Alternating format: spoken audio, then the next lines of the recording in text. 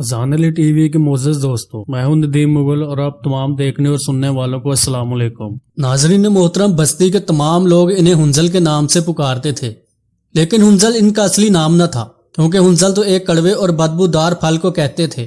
یہ نام تو ان کے یہودی آقا کی حسین و جمیل لڑکی نے انہیں دیا تھا۔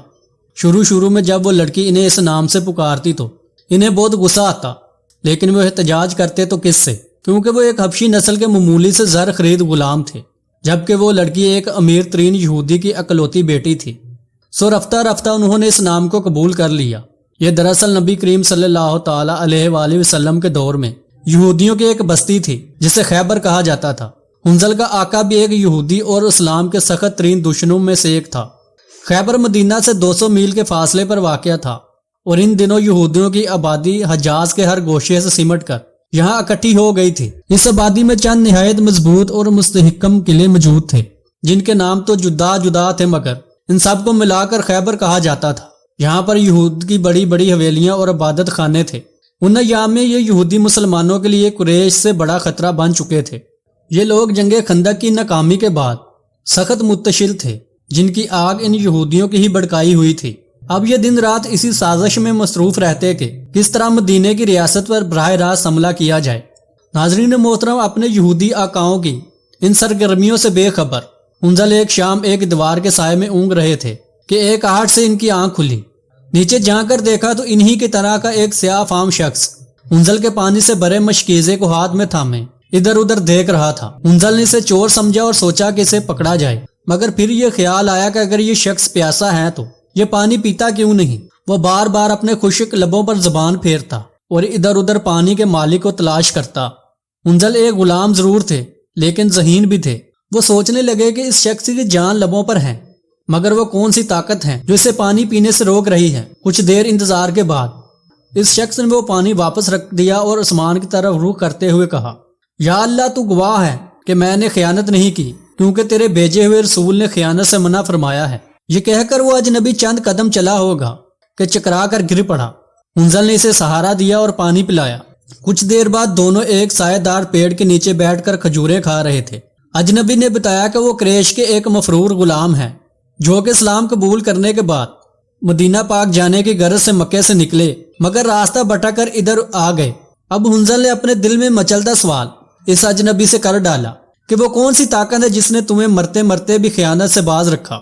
اجنبی نے جواب دیا کہ وہ ہمارے آقا صلی اللہ تعالی علیہ وآلہ وسلم ہیں، جن پر میں ایمان لا چکا ہوں، انہی کی خدمت میں مدینہ جا رہا ہوں۔ اس سے قبل کہ ہنزل مزید کوئی سوال پوچھتے کہ دور سے یہودیوں کا ایک مسلح دستہ نظر آیا، اور وہ اجنبی قریب سے گزرتی ایک نہر میں کود کر وہاں سے چلے گئے۔ لیکن ہنزل کے دل میں ایک انجانا سا تجسس چھوڑ کر گئے۔ وہ چاہتے تھے کہ محمد صلی اللہ تعالی علیہ وآلہ وسلم کے بارے میں کسی سے پوچھ سکیں، لیکن یہ غلام ہونے کی وجہ سے انہیں یہ حق حاصل نہ تھا۔ روز سورج نکلتا اور ڈوب جاتا، لیکن ہنزل کی یہ بے چینی ختم نہ ہوتی۔ انہوں نے آج تک اپنے آقاؤں سے صرف گالیاں اور جھٹکیاں ہی سنی تھی، مگر جب وہ اس اجنبی غلام کی اطاعت گزاری اور اپنے آقا سے عشق کی صورتحال دیکھتے تو ایک کشمکش میں مبتلا ہو جاتے۔ آخرکار تلاش حق کی اس چنگاری نے اپنا کام کر دکھایا اور ہنزل نے مدینہ جانے کا فیصلہ کر لیا۔ ایک دن وہ اپنے مالک کی بکریوں کو لے کر مدینہ روانہ ہوئے، دل میں نیت کی کہ وہ ان بکریوں کے ذریعے مسلمانوں کو آزمائیں گے کہ کیا واقعی وہ خیانت کے خلاف ہیں۔ اتفاق سے انہی دنوں مسلمان یہودی سازشوں کے خاتمے کے لیے خیبر فتح کرنے کے ارادے سے نکلے، اور راستے میں ہنزل کی ملاقات اسلامی لشکر سے ہوئی۔ انہیں وہ اپنا اجنبی دوست بھی نظر آیا۔ اجنبی نے ہنزل کو دیکھتے ہی کہا، مجھے یقین تھا میرے دوست کہ تم ضرور آؤ گے۔ پھر وہ آپ کو حضور پاک صلی اللہ تعالی علیہ وآلہ وسلم کے پاس لے گئے۔ یہاں ہنزل کی ملاقات ایک انتہائی شفیق اور مہربان ہستی سے ہوئی، جو ان کی سوچوں سے کہیں دور تھی۔